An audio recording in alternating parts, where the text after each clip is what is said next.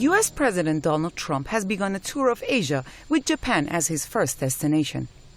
Trade will be the main subject during Trump's trip, as he's going to persuade his Asian allies to adopt policies more in favor of his country.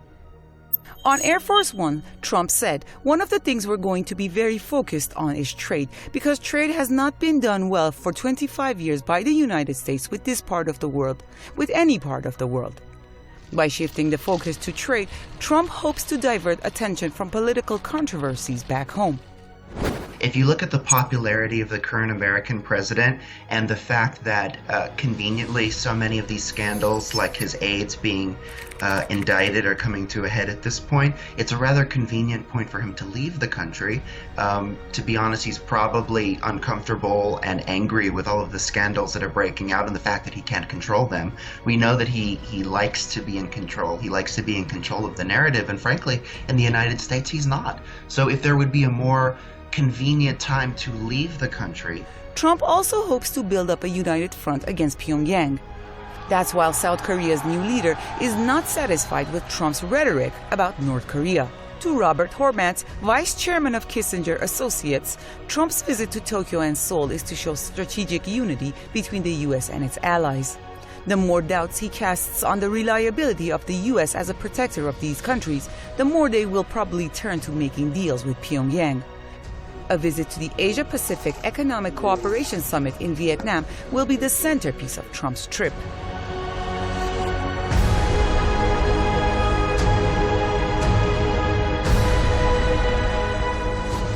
Before arriving in Japan, Trump told reporters that he expects to meet with Russian President Vladimir Putin.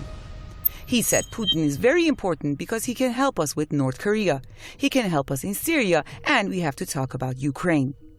The Kremlin has not denied the possibility of the president's meeting in Vietnam. Putin's press secretary has noted that the two presidents will use the meeting to discuss the matter of a resolution in Syria, adding it all requires some kind of cooperation. Some maintain that the U.S. is seeking to partition Syria in the country's new geography. Russian Federation's goal was to ensure that the government that had existed in 2011 had made it through the civil war. That is done. The United States' objective of overthrowing covertly and sometimes overtly the Syrian Arab Republic's government completely failed. If anything, this meeting would be a victory lap for the Russian Federation. I think President Putin would laugh at the American diplomats if they even broached this topic of partitioning Syria, because frankly, it's not up to the United States. The meeting comes amid strained relations over the investigation into alleged Russian meddling in the 2016 U.S. presidential campaign.